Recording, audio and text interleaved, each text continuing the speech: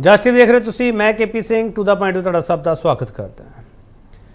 ਦੋਹਾਂ ਸਦਨਾਂ ਦੀ ਕਾਰਵਾਈ ਦੇ ਵਿਚਾਲੇ ਬਹੁਤ ਸਾਰੇ ਹੰਗਾਮੇ ਹੋ ਰਹੇ ਤੇ ਇਹਨਾਂ ਹੰਗਾਮਿਆਂ 'ਚ ਜਿਹੜੇ ਉੱਥੋਂ ਦੇ ਮੈਂਬਰ ਹੈ ਕਿ ਵਿਰੋਧੀ ਧਿਰਾਂ ਦੇ ਉਹਨਾਂ ਨੂੰ ਇਨ ਆਊਟ ਵੀ ਕੀਤਾ ਜਾ ਰਿਹਾ ਹੈ। ਰਾਹੁਲ ਗਾਂਧੀ ਇਨ ਹੋਏ ਨੇ ਤੇ ਉਹਨਾਂ ਦਾ ਇੱਕ ਪੁਰਾਣਾ ਮਾਮਲਾ ਚੱਲਦਾ ਪਿਆ ਸੀ, ਉਹਦੇ ਕਾਰਨ ਇਨ ਹੋਏ ਆ, ਪਰ ਜਿਹੜੇ ਆਊਟ ਹੋਏ ਆ ਆਮ ਆਦਮੀ ਪਾਰਟੀ ਦੇ ਸੰਜੇ ਸਿੰਘ, ਸੁਸ਼ੀਲ ਰਿੰਕੂ ਤੇ ਰਾਘਵ ਚੱਡਾ ਹਰੀ ਤੇ ਉਧਰ ਅਧੀਰ ਰੰਜਨ ਚੌਧਰੀ ਕਾਂਗਰਸ ਦੇ ਐਮਪੀ, ਉਹਨਾਂ ਤੇ ਕਾਰਵਾਈ ਹੋਈ ਹੈ। ਕਾਰਵਾਈ ਡੈਰਕੋ ਬ੍ਰਾਂਡ ਤੇ ਵੀ ਸਵਾਲ ਉੱਠੇ ਸੀਗੇ ਤੇ ਇਹਨਾਂ ਸਵਾਲਾਂ ਦੇ ਵਿਚਾਲੇ ਸਵਾਲ ਉੱਠਦੇ ਪਏ ਆ ਕਿ ਇਹਨਾਂ ਕਾਰਵਾਈਆਂ ਨੂੰ ਇੱਕ ਪਾਸੜ ਕਾਰਵਾਈ ਕਿਉਂ ਕਿਹਾ ਜਾ ਰਿਹਾ। ਅਸੀਂ ਇਹੀ ਸਵਾਲ ਪੁੱਛਾਂ ਕਿ ਇਨ ਆਊਟ ਤੇ ਕਮਸਾਨ ਕਿਉਂ।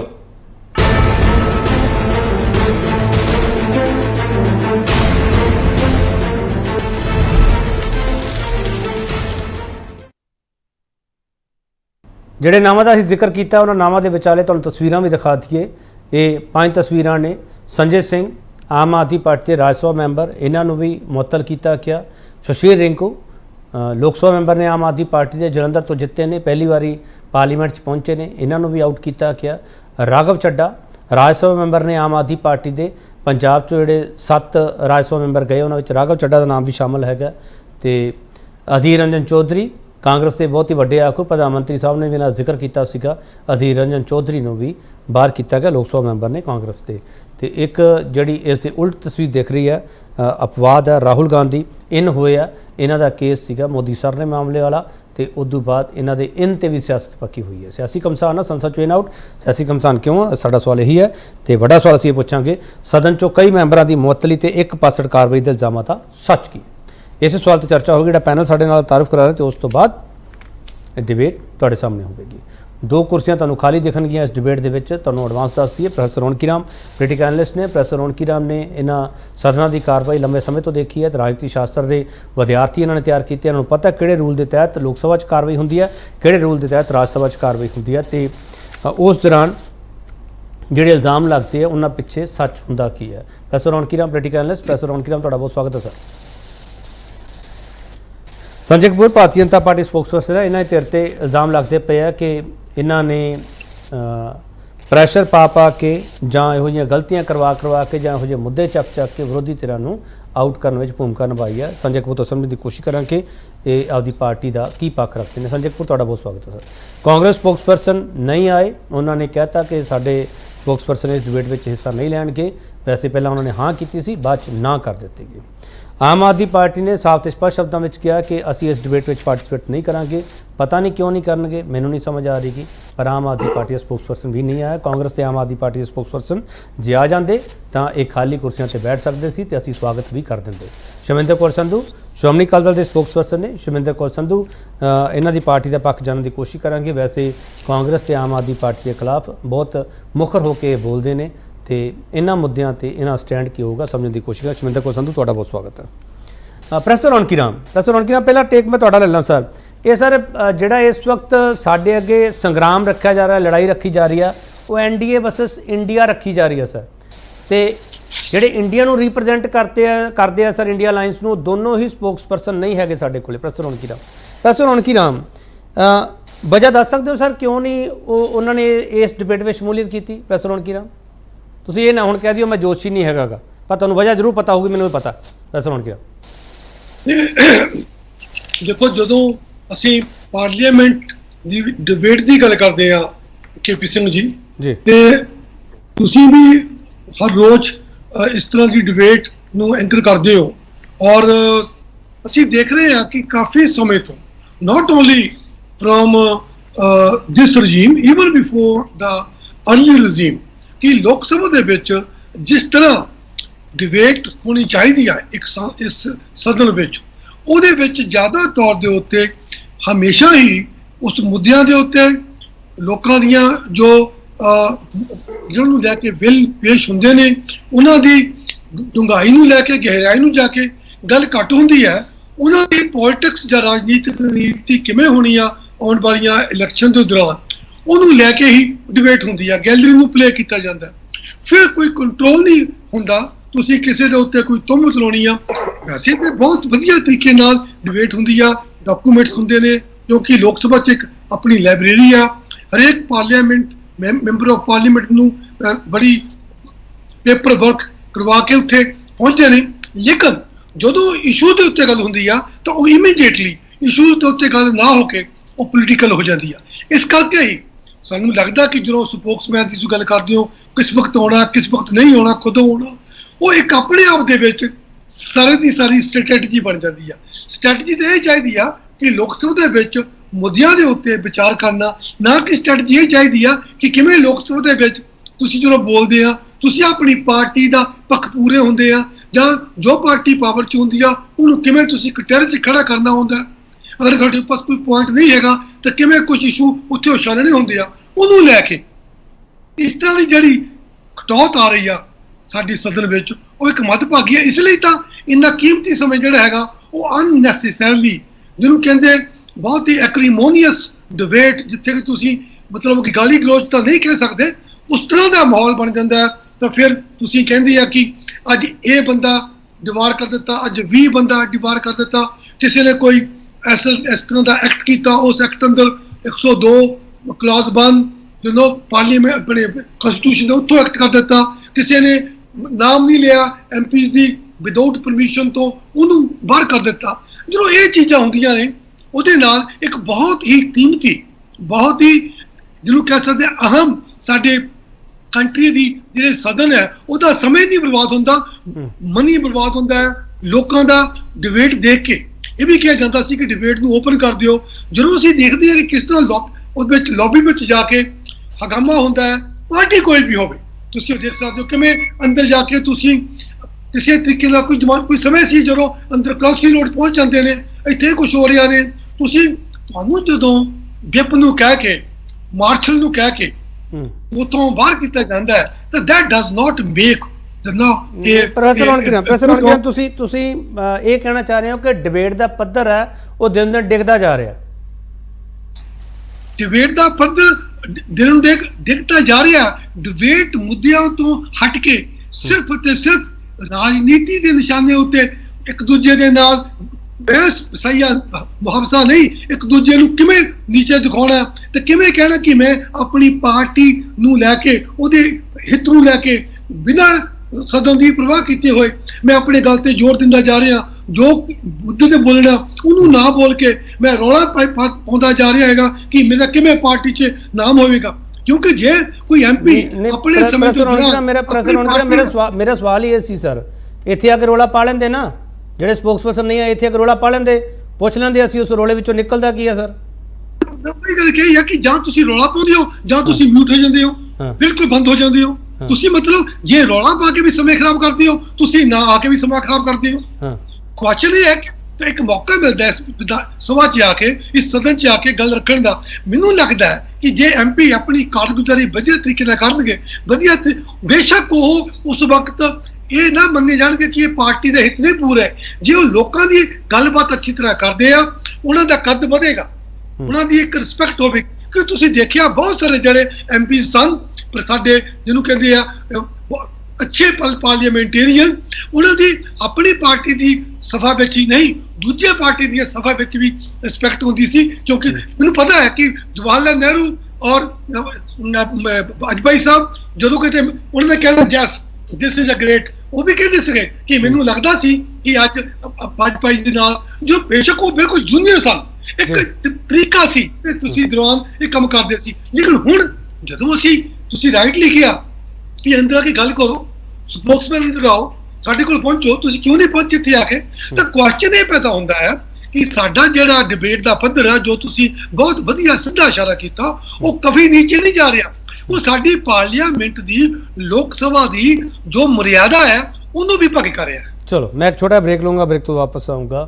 ਤੇ ਅਸੀਂ ਜਿਹੜੀ ਡਿਬੇਟ ਕਰ ਰਹੇ ਹਾਂ ਉਸ ਡਿਬੇਟ ਦੇ ਵਿੱਚ ਇਸ਼ੂ ਇਹ ਨਹੀਂ ਹੈਗਾ ਕਿ ਕਿਹੜੇ ਚਿਹਰੇ ਬਾਹਰ ਹੈ ਜਾਂ ਕਿਹੜੀ ਪਾਰਟੀ ਦੇ ਕਿਹੜੇ ਮੈਂਬਰ ਬਾਹਰ ਹੈ। ਅਸੀਂ ਡਿਬੇਟ ਇਹ ਕਰ ਰਹੇ ਹਾਂ ਉਹਨਾਂ ਲੋਕਾਂ ਨੇ ਜਿਨ੍ਹਾਂ ਨੇ ਇਹਨਾਂ ਨੂੰ ਵੋਟਾਂ ਪਾਈਆਂ, ਉਹਨਾਂ ਦੇ ਰਿਪਰੈਜ਼ੈਂਟੇਟਿਵ ਬਾਹਰ ਬੈਠੇ ਆ, ਉਹ ਕਿਉਂ ਬਾਹਰ ਬੈਠੇ ਆ। ਸਾਡਾ ਸਵਾਲ ਇਹੀ। ਵਾਪਸ ਆ ਰਹੇ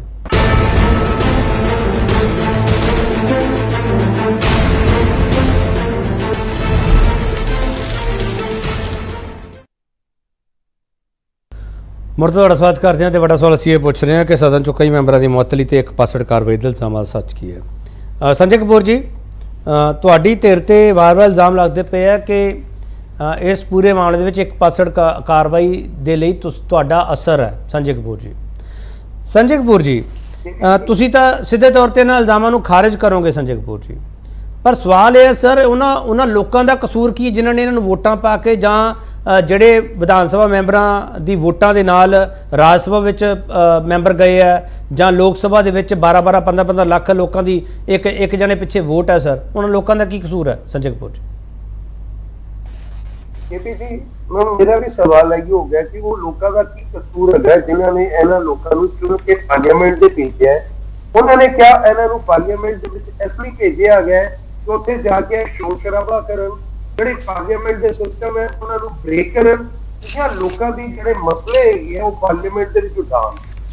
जो महसूस कर रहे हैं जिससे प्रोफेसर रौनकी राम जी ने भी किया है कि विपक्ष का जो बेसिकली मकसद है ना उसने हंगामा करना रह गया कि किसी तरीके शोर शराबा किया जाए, खप पाई जाए, रैदर कि चाहिए है कि तुम मुद्दों से गल करो ਜਿਹੜੀ ਆਪਣੀ ਕਨਸਟੀਟੂਐਂਸੀ ਨੂੰ ਤੁਸੀਂ ਰਿਪਰੈਜ਼ੈਂਟ ਕਰਦੇ ਪਏ ਹੋ ਉਹ ਲੋਕਾਂ ਦੇ ਮੁੱਦੇ ਸਦਨ ਦੇ ਵਿੱਚ ਉਠਾਓ, ਆਪਣੀ ਪਾਰਟੀ ਦਾ ਵਿਊ ਪੁਆਇੰਟ ਉੱਥੇ ਰੱਖੋ और व्यू पॉइंट से बेस पे जड़ी रूलिंग पार्टी है ਉਹਦੇ ਮੁੱਦਿਆਂ ਨੂੰ ਕੱਟੋ।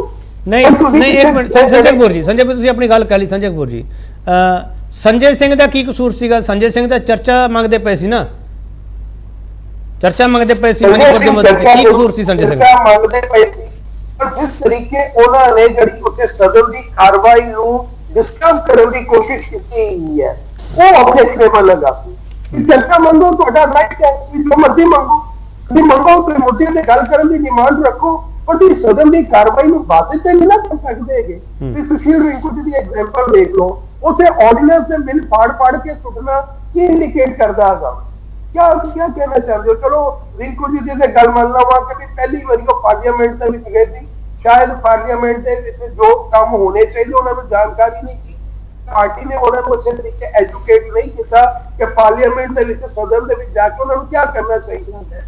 ਅਲਟੀਮੇਟਲੀ ਦੋ ਗੱਲਾਂ ਦਾ ਖਿਆਲ ਤੁਹਾਨੂੰ ਹਮੇਸ਼ਾ ਰੱਖਣਾ ਪਏਗਾ ਸਦਨ ਦੇ ਵਿੱਚ ਜਾ ਕੇ ਕਿ ਤੁਸੀਂ ਸਦਨ ਦੀ ਮਰਿਆਦਾ ਨੂੰ ਹਮੇਸ਼ਾ ਮੇਨਟੇਨ ਕਰਕੇ ਰੱਖੋ, ਔਰ ਜੇ ਤੁਸੀਂ ਸਦਨ ਦੀ ਮਰਿਆਦਾ ਨੂੰ ਨਹੀਂ ਰੱਖ ਸਕਦੇ ਹੈਗੇ ਤੇ ਫਿਰ ਡੈਫੀਨਿਟਲੀ ਜੋ ਸਦਨ ਦੀ ਕਾਰਵਾਈ ਤੁਹਾਡੇ ਠੀਕ ਹੈ। ਸੰਜੇ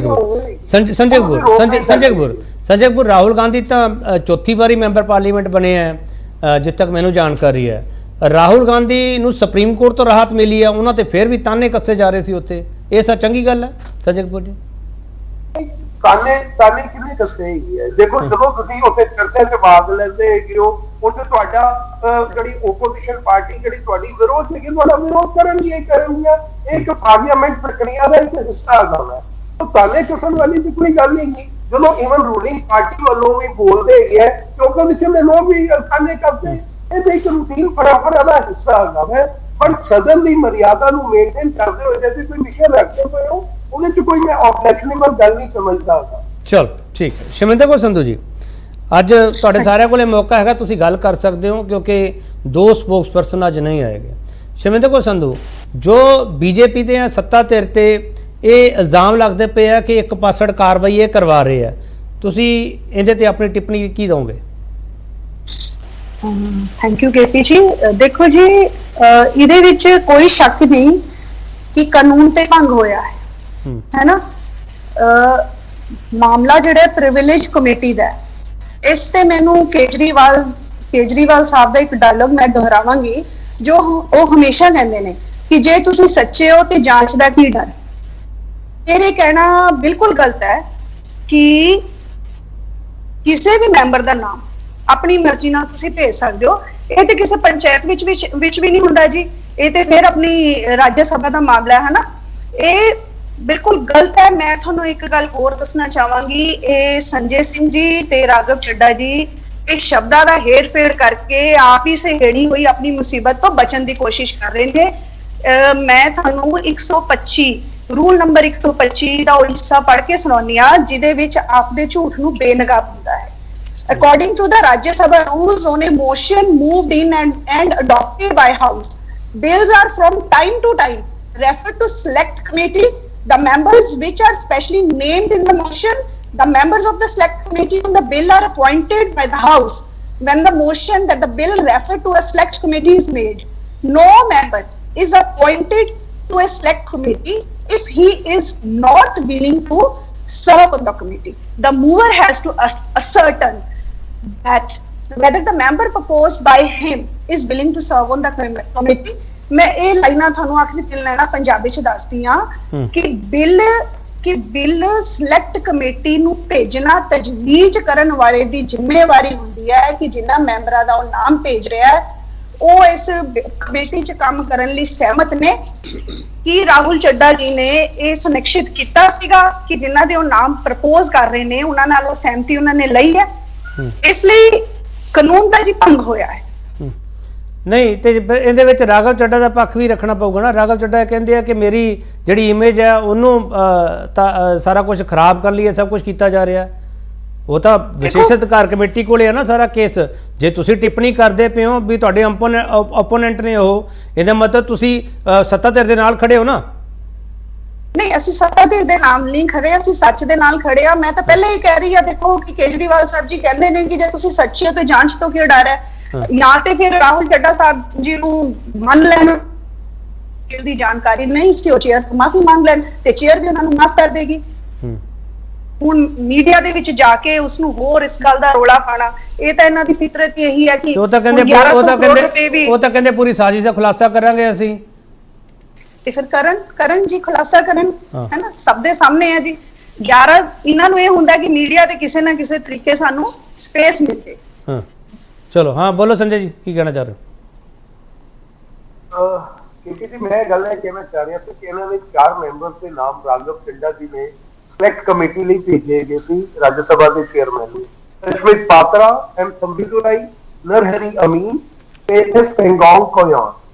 ਜਦੋਂ ਉਹ 4 ਮੈਂਬਰਸ ਨੇ ਇੰਟੀਮੇਟ ਕਰ ਦਿੱਤਾ ਰਾਜ ਸਭਾ ਚੇਅਰਮੈਨ ਨੂੰ ਸਾਡੀ ਕੋਈ ਸਹਿਮਤੀ ਨਹੀਂ ਜੀ ਸਿਲੈਕਟ ਕਮੇਟੀ ਦੇ ਵਿੱਚ ਆਪਣਾ ਨਾਮ ਦੇਣ ਦੀ, ਸਭ ਤੋਂ ਪਹਿਲਾ ਸਵਾਲ ਖੜਾ ਹੋ ਜਾਂਦਾ ਹੈ ਕਿ ਰਾਘਵ ਚੱਡਾ ਜੀ ਨੇ ਕਿਸ ਆਧਾਰ ਤੇ ਉਹ ਨਾਮ ਭੇਜ ਦਿੱਤੇ। ਇੱਕ ਬੰਦਾ ਜਿਹੜਾ ਕਿ ਰਾਜ ਸਭਾ ਨੂੰ ਰਿਪਰੈਜ਼ੈਂਟ ਕਰ ਰਿਹਾ ਹੈ ਉਹ ਇਸ ਤਰ੍ਹਾਂ ਦੀ ਗਲਤ ਹਰਕਤ ਕਰੇਗਾ ਤੇ ਆਮ ਜਨਤਾ ਨੂੰ ਕੀ ਮੈਸੇਜ ਦੇਣਾ ਚਾਹੁੰਦੇ ਹੈਗੇ। ਔਰ ਮੈਂ ਸਮਝਦਾ ਕਿ ਇਸ ਮੁੱਦੇ ਤੇ ਜਾਂ ਤੇ ਇਹਨਾਂ ਨੂੰ ਬਹੁਤ ਕਲੀਅਰਲੀ ਰਾਜ ਸਭਾ ਚੇਅਰਮੈਨ ਤੋਂ ਮਾਫੀ ਮੰਗਣੀ ਚਾਹੀਦੀ ਹੈ, ਨਹੀਂ ਤੇ ਡੈਫੀਨੇਟਲੀ ਇੱਕ FIR ਦਾ ਵਿਸ਼ੇ ਵੀ ਬਣ ਜਾਂਦਾ ਹੈਗਾ ਕਿ ਰਾਘਵ ਚੱਡਾ ਜੀ ਦੇ ਖਿਲਾਫ FIR ਕੀਤੀ ਜਾਵੇ ਜਿਹੜਾ ਕਿ ਇਹਨਾਂ ਨੇ 4 ਮੈਂਬਰ ਦਾ ਗਲਤ ਨਾਮ ਉਹਨਾਂ ਦੀ ਕੌਂਸੈਂਟ ਦੇਣ ਬਗੈਰ ਸਿਲੈਕਟ ਕਮੇਟੀ ਨੂੰ ਭੇਜ ਦਿੱਤਾ ਹੈ। ਹੁਣ ਰੈਦਰ ਆਪਣੀ ਗਲਤੀ ਮੰਨਣ ਦੇ ਬਜਾਏ ਔਰ ਮਾਫੀ ਮੰਗਣ ਦੇ ਬਜਾਏ ਤੁਸੀਂ ਬੇਸਿਕਲੀ ਕ੍ਰਾਸ ਕਹੋਗੇ ਜੀ ਮੇਰੀ ਇਮੇਜ ਨੂੰ ਖਰਾਬ ਕਰਨ ਦੀ ਕੋਸ਼ਿਸ਼ ਕੀਤੀ ਜਾ ਰਹੀ ਹੈ। ਤੇ ਮੇਰਾ ਤਾਂ ਪਹਿਲਾ ਸਵਾਲ ਰਾਘਵ ਚੱਡਾ ਜੀ ਨੂੰ ਬਣਦਾ ਹੈਗਾ ਹੈ ਕਿ ਤੁਹਾਨੂੰ ਕਿੰਨੇ ਕਿਹਾ ਸੀ ਇਹ 4 ਨਾਮ ਸਿਲੈਕਟ ਕਮੇਟੀ ਨੂੰ ਭੇਜਣ ਦੇ ਵਾਸਤੇ, ਕਿੰਨੇ ਤੁਹਾਨੂੰ ਸੁਜੈਸਟ ਕੀਤਾ?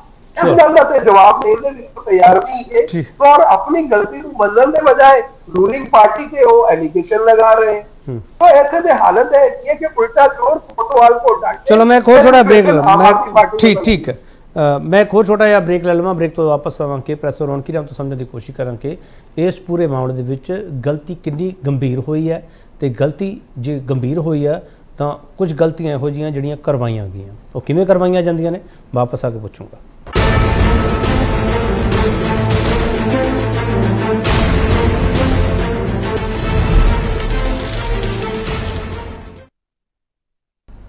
ब्रेक तो बाद एक बार फिर थोड़ा स्वागत करते हैं तो बड़ा सवाल असीं पुछ रहे हैं सदन चो कई मैंबरों की मुअत्तली ते एक पासड़ कार्रवाई के इल्जामों का सच किया।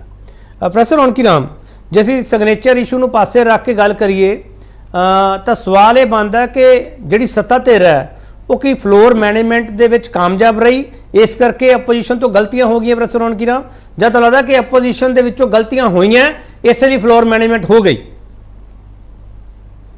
केपी जी ਤੁਸੀਂ ਫਲੋਰ ਮੈਨੇਜਮੈਂਟ ਦਾ ਜਿਹੜਾ ਸ਼ਬਦ ਯੂਜ਼ ਕੀਤਾ ਇਹ ਬਹੁਤ ਇੰਪੋਰਟੈਂਟ ਹੈ, ਇਹਨੂੰ ਥੋੜਾ ਖੋਲ ਕੇ ਦੇਖਣ ਦੀ ਲੋੜ ਹੈਗੀ ਹੈ। ਸਦਨ ਜਿਹੜਾ ਹੈਗਾ ਉਹ ਆਪਸ ਵਿੱਚ ਕੋਈ ਇਸ ਤਰ੍ਹਾਂ ਦੀ ਲੁਕਣ ਮਿਚੀ ਵਾਲੀ ਗੇਮ ਨਹੀਂ ਹੈਗੀ। ਸਦਨ ਇੱਕ ਡਿਬੇਟੇਬਲ ਇੰਸਟੀਟਿਊਸ਼ਨ ਹੈ।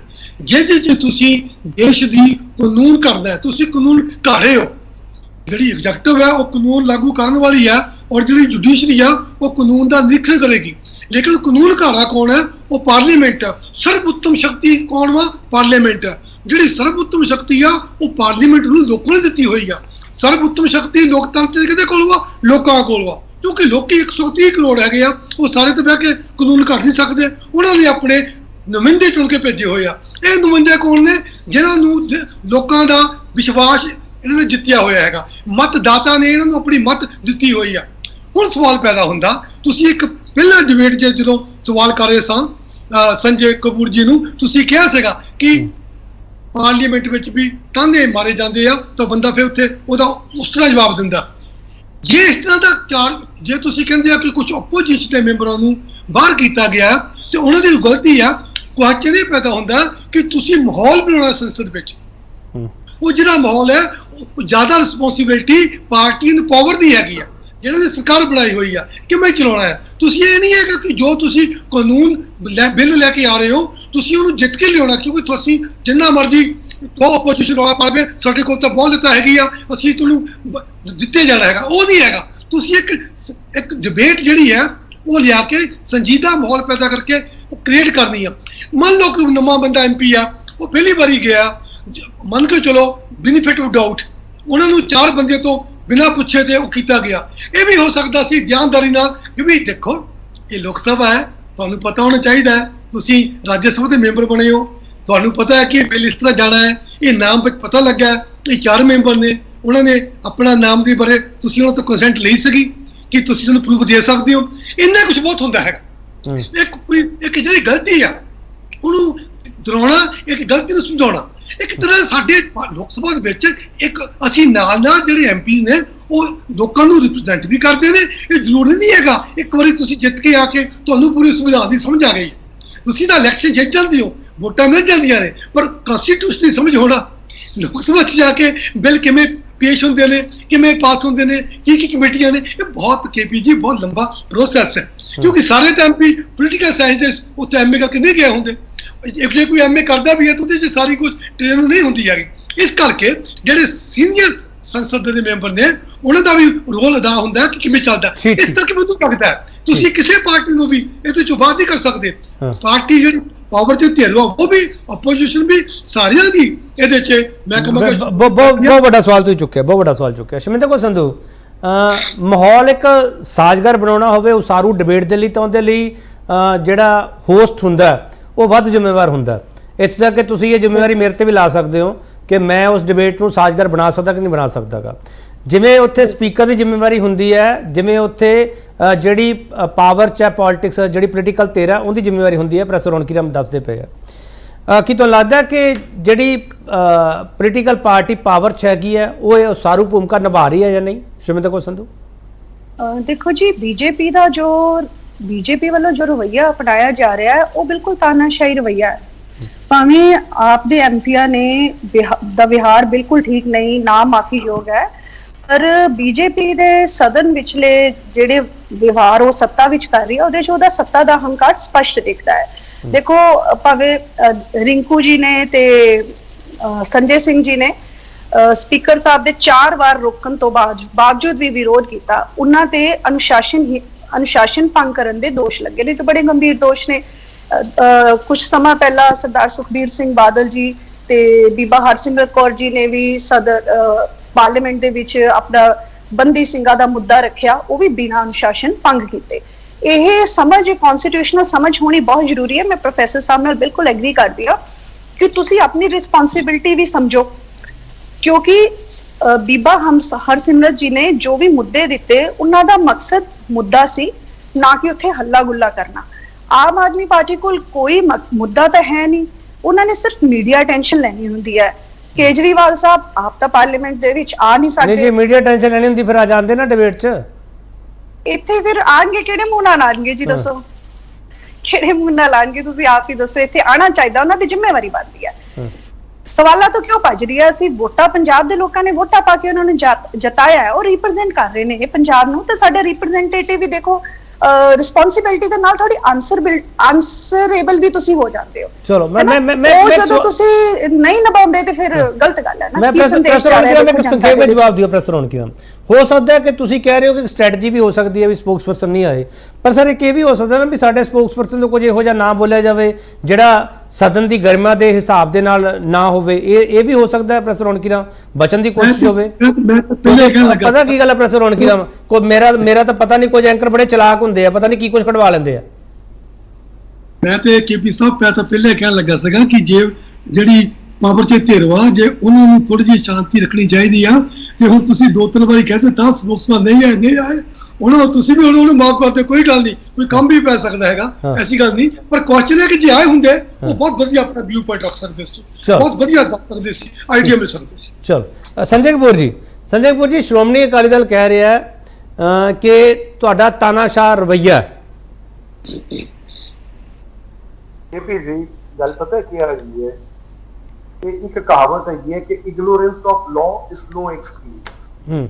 ਉਹ ਜੇ ਤੁਸੀਂ ਦੇਸ਼ ਦੀ ਸਭ ਤੋਂ ਵੱਡੀ ਸੰਸਥਾ ਦੇ ਵਿੱਚ ਪਾਰਲੀਮੈਂਟ ਵਿੱਚ ਬੈਠੇ ਹੋਏ ਹੋ ਔਰ ਉੱਥੇ ਆ ਕੇ ਤੁਸੀਂ ਕਹਿੰਦੇ ਹੈਗੇ ਹੋ ਕਿ ਸਾਨੂੰ ਸੰਸਥਾ ਕਿਵੇਂ ਚੱਲਦੀ ਹੈ ਇਹਦੇ ਬਾਰੇ ਕੋਈ ਜਾਣਕਾਰੀ ਨਹੀਂ ਜੀ, ਤੇ ਤੁਹਾਨੂੰ ਪਹਿਲੇ ਉਹਦੇ ਬਾਰੇ ਜਾਣਕਾਰੀ ਇਕੱਠੀ ਕਰਨੀ ਚਾਹੀਦੀ ਹੈ। ਤੁਸੀਂ ਇੱਕ ਐਡੀ ਵੱਡੀ ਕਨਸਟੀਟੂਐਂਸੀ ਸੰਜੇ ਕਪੂਰ ਜੀ ਜਦੋਂ ਤੁਹਾਡੀ ਗੱਲ ਮੰਨ ਲਈ ਸੰਜੇ ਜੀ ਤੁਹਾਡੀ ਗੱਲ ਮੰਨ ਲਈ ਵੀ ਇਹ ਬਹਾਨਾ ਨਹੀਂ ਹੋ ਸਕਦਾਗਾ ਜਾਂ ਇਹ ਕਾਜ਼ ਨਹੀਂ ਹੋ ਸਕਦਾ, ਰੀਜ਼ਨ ਨਹੀਂ ਹੋ ਸਕਦਾ, ਤੁਹਾਡੀ ਗੱਲ ਮੰਨ ਲਈ। ਸਰ ਮਣੀਪੁਰ ਦੇ ਮੁੱਦੇ ਤੁਸੀਂ ਪਹਿਲਾਂ ਬੋਲ ਪੈਂਦੇ ਸਰ, ਪਹਿਲਾਂ ਡਿਬੇਟ ਕਰ ਲੈਂਦੇ ਸਰ, ਜਿਹੜੇ ਤਰੀਕੇ ਨਾਲ ਵਿਰੋਧੀ ਤੁਹਾਡੇ ਤੋਂ ਡਿਬੇਟ ਚਾਹੁੰਦੇ ਸੀਗੇ ਉਸ ਤਰੀਕੇ ਨਾਲ ਕਰ ਲੈਂਦੇ ਸੰਜੇ ਕਪੂਰ ਜੀ। ਸ਼ਾਇਦ ਅੱਜ ਸਾਨੂੰ ਇਹ ਡਿਬੇਟ ਨਾ ਕਰਨੀ ਪੈਂਦੀ ਸੰਜੇ ਜੀ, ਪਰ ਤੁਹਾਡੀ ਵੀ ਇੱਕ ਪੋਲੀਟੀਕਲ ਸਟ੍ਰੈਟਜੀ ਹੈ ਸਰ, ਪਰ ਦੇਸ਼ ਦੇਖਦਾ ਪਿਆ ਸੰਜੇ ਕਪੂਰ ਜੀ। ਕੇਪੀ ਜੀ ਪਹਿਲੀ ਗੱਲ ਹੈ ਕਿ ਮਣੀਪੁਰ ਦੀ ਡਿਬੇਟ ਤੋਂ ਬੀਜੇਪੀ ਨਹੀਂ ਭੱਜੀ, ਮਣੀਪੁਰ ਦੀ ਡਿਬੇਟ ਤੋਂ ਓਪੋਜੀਸ਼ਨ ਭੱਜੀ ਹੈ। ਹੋਮ ਮਿਨਿਸਟਰ ਸਾਹਿਬ ਨੇ ਅੱਜ ਤੋਂ 15 ਦਿਨ ਪਹਿਲੇ ਬਹੁਤ ਕਲੀਅਰਲੀ ਕਿਹਾ ਸੀ ਕਿ ਮੈਂ ਮਣੀਪੁਰ ਤੋਂ ਚਰਚਾ ਕਰਨ ਨੂੰ ਬਿਲਕੁਲ ਤਿਆਰ ਹਾਂ, ਤੇ ਜੋ ਮਰਜ਼ੀ ਚਰਚਾ ਕਰੋ, ਪਰ ਓਪੋਜੀਸ਼ਨ ਨੇ ਆਪਣੀ ਜਿੱਦ ਦੇ ਕਾਰਨ ਉਸ ਡਿਬੇਟ ਨੂੰ ਡਿਕਲਾਈਨ ਕੀਤਾ, ਕਿਉਂਕਿ ਓਪੋਜੀਸ਼ਨ ਸਿਰਫ ਪਾਰਲੀਮੈਂਟ 'ਚ ਆ ਕੇ ਨਾ ਹੰਗਾਮਾ ਕਰਨਾ ਚਾਹ ਰਹੀ ਹੈ। ਕਦੀ ਹੋਮ ਮਿਨਿਸਟਰ ਜਦੋਂ ਕਲੀਅਰ ਕੱਟ ਆਫਰ ਦੇ ਰਹੇ ਹੈ ਵੀ ਆਓ ਮੈਂ ਮਣੀਪੁਰ ਤੇ ਚਰਚਾ ਕਰਨ ਨੂੰ ਤਿਆਰ ਹਾਂ, ਮੈਂ ਮਣੀਪੁਰ ਗਿਆ ਵਾਂ, ਮੈਂ ਮਣੀਪੁਰ ਦੀ ਹਰ ਚੀਜ਼ ਤੇ ਡਿਸਕਸ ਕਰਾਂਗਾ, ਕਿਉਂ ਓਪੋਜੀਸ਼ਨ ਨੇ ਉਹਨਾਂ ਦੀ ਜਿਹੜੀ ਆਫਰ ਸੰਜੇ ਜੀ ਦੇਸ਼ ਦਾ ਕਰੋੜਾਂ ਰੁਪਇਆ ਬਰਬਾਦ ਹੋਇਆ ਤੇ ਵਕਤੋਂ ਦੀ ਕੋਈ ਕੀਮਤ ਨਹੀਂ ਹੈਗੀ ਸਰ, ਉਹਨੂੰ ਮੈਂ ਤੋੜ ਨਹੀਂ ਸਕਦਾਗਾ। ਇਸ਼ੂ ਤੇ ਪ੍ਰਧਾਨ ਮੰਤਰੀ ਸਾਹਿਬ ਨੇ ਵੀ ਕਿਹਾ ਵੀ ਇਸ਼ੂ ਤੋਂ ਆਪੋਜੀਸ਼ਨ ਨਾਲ ਗੱਲ ਨਹੀਂ ਕਰਨਾ ਚਾਹੁੰਦੀ ਸੀ। ਸੰਜੇ ਕਪੂਰ ਜੀ ਜ਼ਿੰਮੇਵਾਰ ਕੌਣ ਹੈ ਸਰ?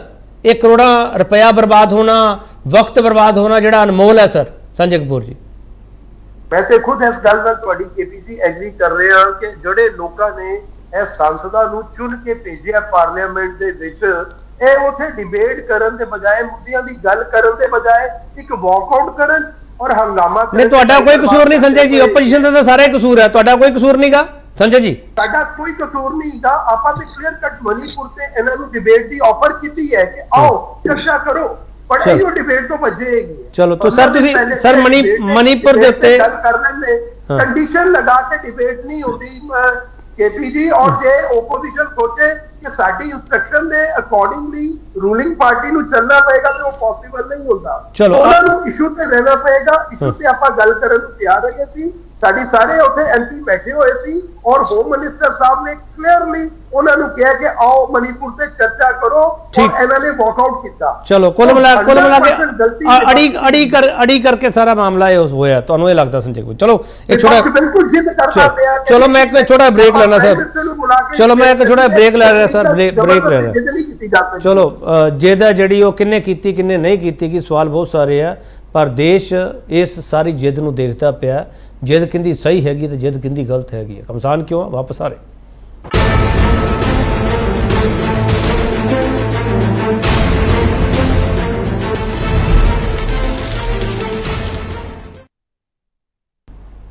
ਇੱਕ ਵਾਰ ਫਿਰ ਤੁਹਾਡਾ ਸਵਾਗਤ ਕਰਦੇ ਹਾਂ ਤੇ ਵੱਡਾ ਸਵਾਲ ਅਸੀਂ ਇਹ ਪੁੱਛ ਰਹੇ ਹਾਂ ਸਦਨ ਚੋਂ ਕਈ ਮੈਂਬਰਾਂ ਦੀ ਮੁਅੱਤਲੀ ਤੇ ਇੱਕ ਪਾਸੜ ਕਾਰਵਾਈ ਦੇ ਇਲਜ਼ਾਮਾਂ ਦਾ ਸੱਚ ਕੀ ਹੈ। ਪ੍ਰੋਫੈਸਰ ਰੌਣਕੀਰਾਮ, ਜੇ ਤੁਹਾਨੂੰ ਡਾਰਕ ਬ੍ਰਾਇਨ ਵਾਲਾ ਜੇ ਮਸਲਾ ਪਤਾ ਹੋਵੇ ਸਰ, ਫਾਰਮੈਲਾਈਜੇਸ਼ਨ ਵੇਲੇ ਵੀ ਉਹਨਾਂ ਤੇ ਕਾਰਵਾਈ ਹੋਈ ਸੀ, ਤੁਹਾਨੂੰ ਯਾਦ ਹੋਊਗਾ ਪ੍ਰੋਫੈਸਰ ਰੌਣਕੀਰਾਮ ਸਰ। ਇਹ ਹੁਣ ਕੀ ਹੋਇਆ ਸਰ ਡੈਰਕ ਓਬਰਾਇਨ ਦੇ ਮਾਮਲੇ ਵਿੱਚ? ਡੈਰਕ ਓਬਰਾਇਨ ਜਿਹੜੇ TMC ਦੇ ਮੈਂਬਰ ਪਾਰਲੀਮੈਂਟ ਹੈ, ਉਹਨਾਂ ਦੇ ਮਾਮਲੇ ਵਿੱਚ ਹੁਣ ਕੀ ਹੋਇਆ ਸਰ? ਮੈਨੂੰ ਪਤਾ, ਮੈਨੂੰ ਇਹਦੇ ਬਾਰੇ ਮੈਂ ਨਹੀਂ ਪੜਿਆ ਜੀ, ਪਰ ਮੈਂ ਜੀ ਸਮਝਣਾ ਚਾਹੁੰਦਾ ਸਰ, ਜਿਹੜੇ ਸਪੀਕਰ ਹੈ ਰਾਜ ਸਭਾ ਤੇ ਲੋਕ ਸਭਾ ਦੇ ਸਰ, ਉਹਨਾਂ ਦੀ ਭੂਮਿਕਾ ਨੂੰ ਤੁਸੀਂ ਕਿਵੇਂ ਦੇਖਦੇ ਹੋ? ਦੇਖੋ, ਜਿਹੜੀ ਸਪੀਕਰ ਦੀ ਭੂਮਿਕਾ ਹੈ ਉਹ ਬਹੁਤ ਵੱਡੀ ਭੂਮਿਕਾ ਹੈ, ਕਿ ਸਪੀਕਰ ਦੇ ਲੋਕ ਸਭਾ ਦੇ ਵਿੱਚ ਨਾਟ ਓਨਲੀ ਸਦਨ ਦੇ ਮੈਂਬਰਾਂ ਨੂੰ ਟਾਈਮ ਦੇਣਾ ਹੁੰਦਾ, ਬੁਲਾਉਣਾ ਹੁੰਦਾ, ਉਹਦੇ ਨਾਲ ਜਿਹੜੀ ਸਦਨ ਦੀ ਬੈਠਕ ਹੋ ਰਹੀ ਆ ਉਹਨੂੰ ਅੱਛੀ ਤਰ੍ਹਾਂ ਕੰਡਕਟ ਕਰਨਾ ਹੁੰਦਾ।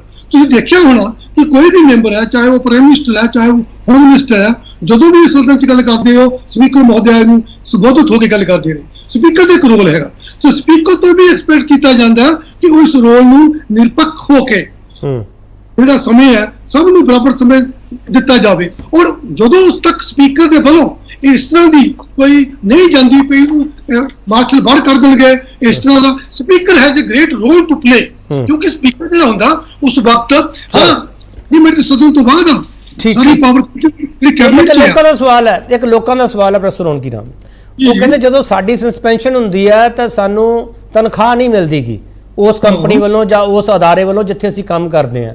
ਉਹ ਇਹ ਪੁੱਛਦੇ ਪਏ ਆ, ਕਹਿੰਦੇ ਵੀ ਜਿਹੜੇ ਇੱਥੋਂ ਸਸਪੈਂਡ ਹੁੰਦੇ ਆ ਚਾਹੇ ਉਹ ਪੂਰੇ ਸੈਸ਼ਨ ਲਈ ਹੋਣ, ਚਾਹੇ ਉਹ 1 ਦਿਨ ਲਈ ਹੋਣ ਤੇ ਚਾਹੇ ਉਹ 5 ਦਿਨ ਲਈ ਹੋਣ, ਚਾਹੇ 2 ਦਿਨ ਲਈ ਹੋਣ, ਉਹਨਾਂ ਨੂੰ ਸਰ ਪੱਤੇ ਤਨਖਾਹ ਮਿਲਦੀਆਂ ਸਰ ਪ੍ਰੋਫੈਸਰ ਰੌਣਕੀ ਰਾਮ? ਜਦੋਂ ਨਾ ਸਸਪੈਂਡ ਹੁੰਦੇ ਆ ਸਰਕਾਰੀ ਜੌਬ ਤੋਂ ਬੰਦੇ ਤਾਂ ਉਹਨਾਂ ਦੀ ਤਨਖਾਹ ਰੁਕਦੀ ਨਹੀਂ ਹੈਗੀ, ਉਹਦੇ ਚ ਕੁਝ ਕਟੌਤੀ ਹੁੰਦੀ ਆ ਜਦੋਂ ਉਹ ਸਸਪੈਂਸ਼ਨ ਬਹਾਲ ਹੁੰਦੀ ਆ, ਲੇਕਿਨ ਤਨਖਾਹ ਤਦੇ ਬਣਦੀ ਹੈ ਜੇ ਤੁਸੀਂ ਟਰਮੀਨੇਟ ਹੋ ਲਓ। ਸਸਪੈਂਸ਼ਨ ਮੀਨਸ ਇਹਨਾਂ ਨੂੰ ਕਟੌਤੀ ਕਰਕੇ ਮਿਲਦੀ ਸਰ, ਕਿਵੇਂ ਮਿਲਦੀ ਆ? ਤੁਸੀਂ ਉਹਨਾਂ ਦਾ ਦੱਸਤਾ ਕਲੀਅਰ ਕਰਤਾ ਸਰਕਾਰੀ ਮਹਿਕਮੇ ਜਾਂ ਨਿੱਜੀ ਮਹਿਕਮੇ ਚੋਂ।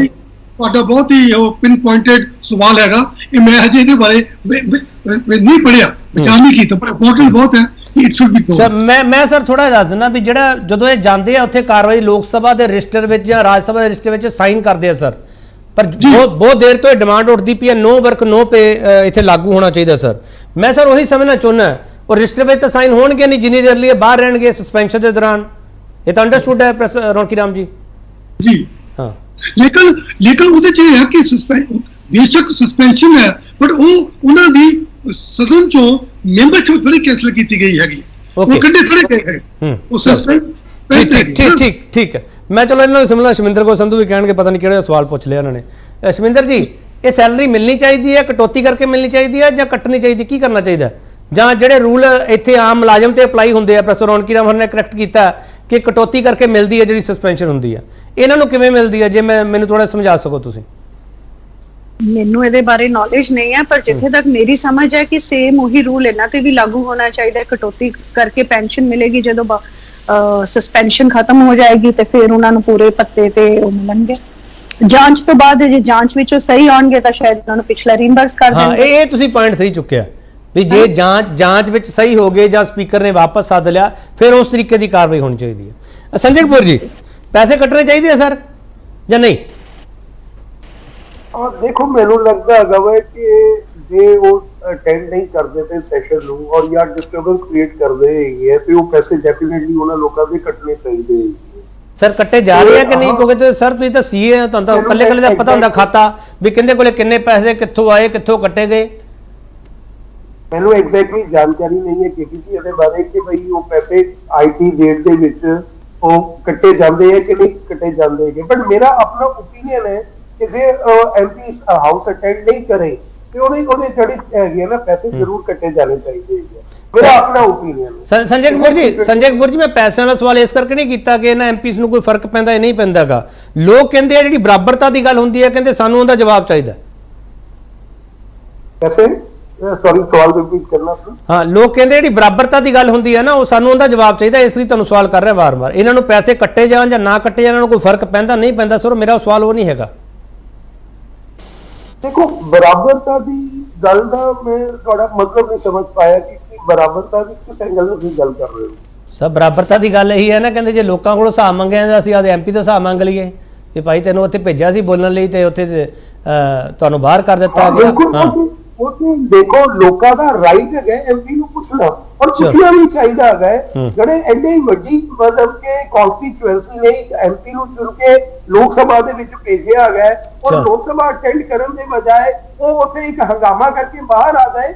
ਲੋਕਾਂ ਨੂੰ ਆਪਣੇ ਐਮਪੀ ਨੂੰ ਡੈਫੀਨਿਟਲੀ ਸਵਾਲ ਕਰਨਾ ਚਾਹੀਦਾ ਹੈ ਕਿ ਪਾਰਲੀਮੈਂਟ ਦੇ ਵਿੱਚ ਜਾ ਕੇ ਤੁਹਾਨੂੰ ਲੋਕਾਂ ਦੇ ਮੁੱਦੇ ਚੁੱਕਣੇ ਚਾਹੀਦੇ ਸੀ ਤੇ ਹੰਗਾਮਾ ਕਰਨਾ ਚਾਹੀਦਾ ਹੈ। ਲੋਕਾਂ ਦਾ ਰਾਈਟ ਹੈ ਡੈਮੋਕ੍ਰੇਸੀ ਦੇ ਵਿੱਚ ਆਪਣੇ ਐਮਪੀ ਨੂੰ ਪੁੱਛਣਾ। ਸ਼ਮਿੰਦਰ ਕੌਰ ਸੰਧੂ ਜੀ, ਜਦੋਂ ਇਹੋ ਜਿਹਾ ਇੱਕ ਆਪਾਂ ਵੱਖਰਾ ਸਵਾਲ ਕਰਦੇ ਹਾਂ ਉਦੋਂ ਐ ਨਹੀਂ ਲੱਗਦਾ ਕਿ ਇੱਕ ਕੈਪ ਜਿਹਾ ਲੱਗ ਜੂਗਾ ਐਮਪੀ ਤੇ ਉਹ ਬੋਲਣ ਤੋਂ ਵੀ ਸੋਚੂਗਾ ਵੀ ਹੁਣ ਮੈਨੂੰ ਸਸਪੈਂਸ਼ਨ ਹੋ ਗਈ ਫਿਰ ਤਨਖਾਹ ਵੀ ਕੱਟੀ ਜਾਣੀ ਹੈ ਪੱਤੇ ਕੱਟੇ ਜਾਣਗੇ, ਫਰਕ ਤਾਂ ਪੈਣਾ ਨਹੀਂ ਪੈਣਾ ਉਹ ਬਾਅਦ ਦਾ ਸਵਾਲ ਹੈ। ਲੋਕ ਸਵਾਲ ਕਰਨਗੇ ਫਿਰ ਉਹਨਾਂ ਦੇ ਰਿਸਟ੍ਰਿਕਸ਼ਨ ਨਹੀਂ ਲੱਗ ਜੂਗੀ। ਸ਼ਮਿੰਦਰ ਜੀ, ਇਹ ਸਵਾਲ ਮੈਨੂੰ ਕਰਨਾ ਨਹੀਂ ਚਾਹੀਦਾ ਸੀ, ਹੈ ਨਾ ਸ਼ਮਿੰਦਰ ਜੀ? ਨਹੀਂ, ਇਹਦੇ ਬਾਰੇ ਮੈਂ ਤਾਂ ਆਪਣੀ ਓਪੀਨੀਅਨ ਦੇ ਸਕਦੀ ਹਾਂ, ਹਨਾ। ਤੇ ਮੇਰੇ ਹਿਸਾਬ ਨਾਲ ਜੇ ਕੋਈ ਐਮਪੀ ਪਾਰਲੀਮੈਂਟ ਵਿੱਚ ਨਹੀਂ ਜਾ ਰਿਹਾ ਤਾਂ ਉਹਦੇ ਜ਼ਰੂਰ ਪੈਸੇ ਕੱਟਣੇ ਚਾਹੀਦੇ ਨੇ, ਤਨਖਾਹ ਕੱਟਣੀ ਚਾਹੀਦੀ ਹੈ, ਕਿਉਂਕਿ ਇਹਦੀ ਰਿਸਪੌਂਸਿਬਿਲਟੀ ਹੈ। ਲੋਕਾਂ ਨੇ ਉਹਨਾਂ ਨੂੰ ਚੁਣ ਕੇ ਭੇਜਿਆ ਤੇ ਜਾਓ, ਕਿੰਨੀ ਵਾਰੀ ਸੈਸ਼ਨ ਹੁੰਦਾ, ਸੈਸ਼ਨ ਪੂਰੇ ਰੂਲਸ ਐਂਡ ਰੈਗੂਲੇਸ਼ਨਸ ਦੇ ਨਾਲ ਅਟੈਂਡ ਹੋਣਾ ਚਾਹੀਦਾ ਹੈ। ਤੇ ਜਿਹੜੀ ਉੱਥੇ ਦੀਆਂ ਮੀਟਿੰਗਸ ਹੈ, ਤੁਸੀਂ ਸਪੀਕਰ ਸਾਹਿਬ ਦੀ ਗੱਲ ਕੀਤੀ, ਸਪੀਕਰ ਸਾਹਿਬ ਨੂੰ ਵੀ ਅਨਬਾਇਸਡ ਹੋ ਕੇ ਹਰ ਇੱਕ ਐਮਪੀ ਨੂੰ, ਹਰ ਇੱਕ ਰਾਜ ਸਭਾ ਦੇ, ਲੋਕ ਸਭਾ ਦੇ ਐਮਪੀ ਨੂੰ ਬਰਾਬਰ ਟਾਈਮ ਦੇਣਾ ਚਾਹੀਦਾ ਹੈ। ਫਲੋਰ ਮੈਨੇਜਮੈਂਟ ਦੀ ਜਿਹੜੀ ਤੁਸੀਂ ਗੱਲ ਕੀਤੀ ਸੀ, ਮੈਂ ਉਸ ਤੇ ਵੀ ਇੱਕ ਗੱਲ ਕਹਿਣੀ ਚਾਹਾਂਗੀ ਕਿ ਮੈਨੂੰ ਲੱਗਦਾ ਕਿ ਬੀਜੇਪੀ ਜਿਹੜੀ ਹੈ ਫਲੋਰ ਮੈਨੇਜਮੈਂਟ ਦੇ ਫੇਲ ਰਹੀ ਹੈ।